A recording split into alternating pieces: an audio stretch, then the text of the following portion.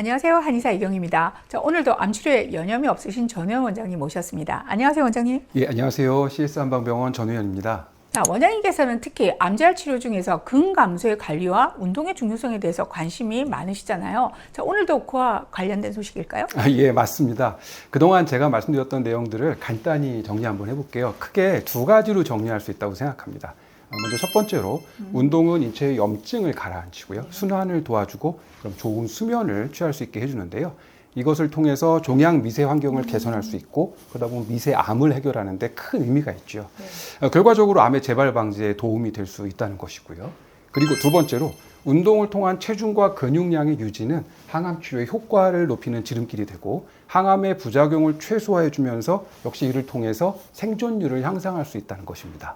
그동안 강력하게 그리고 일관되게 강조해 주신 내용인데요. 항암치료 과정에서 운동을 통한 근육량 유지가 암 환자분들에게 꼭 필요하다는 점을 여러 연구 논문들을 통해서도 설명해 주셨잖아요. 예, 맞습니다. 자, 근데 여기서부터 포인트인데요. 지금까지 저희가 살펴봤던 연구들은 항암 중의 운동에 관한 것들이어서 운동치료가 항암치료를 보조하는 역할 정도로 다루고 있었습니다. 네.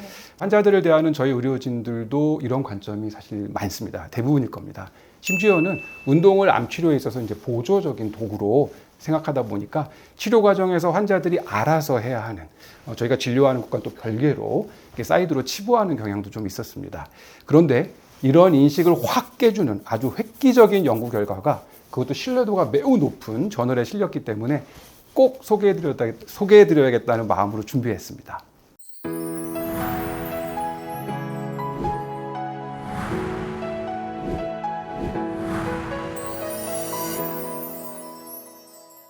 네, 기존 인식을 확 깨는 연구 결과를 그렇게 말씀하시니까 제가 궁금해지는데요. 예, 캐나다 엘버터 대학교 연구팀에 의해서 진행된 연구고요. 대장암 수술 후 항암 치료 이후에 스트럭처 엑서사이즈, 즉 구조화된 운동 프로그램이 생존율에 미치는 영향이라는 제목으로 2025년 얼마 안 됐죠. 6월 1일 저명한 국제학술지인 NEJM, 즉 그 뉴 잉글랜드 저널 오브 메디슨이라는 그 논문에 게재된 연구입니다. 와, 그럼 정말 그 따끈따끈한 최신 연구인데요. 예, 연구팀은 2009년부터 2024년까지 전 세계 55개 의료기관에서 모집한 대장암 수술 후에 항암 치료를 완료한 889명의 환자를 대상으로 무작위 대조 임상시험을 실시했습니다. 네. 이 정도 연구기관하고 참가자라면 신뢰도도 아주 높을 수밖에 없고요. 연구팀은 대상 환자를 두 그룹으로 나누었습니다. 절반인 운동 그룹은 일주일에 3번에서 4번, 네. 회당 1시간씩 걷기 운동 등 중등도 유산소 운동을 포함한 체계적 운동 프로그램에 참여했고요. 대조 그룹은 책자를 통해서 일반적인 건강 정보, 즉 교육 자료만 제공받았습니다. 네. 연구는 3년간 운동 프로그램을 진행하고 이 5년간 추적 조사를 하는 형태로 진행됐고요. 평균 추적 기간은 무려 7.9년이었습니다. 8년 거의 다 되는 거죠.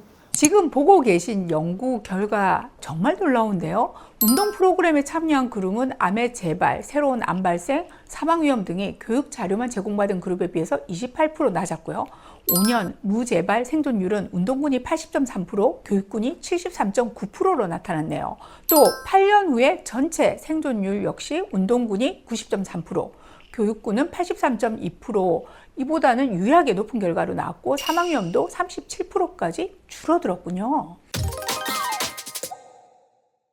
연구팀은 이 결과를 바탕으로 해서 말하기를 운동은 많은 항암제만큼이나 강력한 생존율 향상 효과를 보였다 이렇게 말했고요. 그래서 운동이 선택이 아닌 치료 전략의 필수 구성 요소로 고려돼야 된다고 강조했습니다.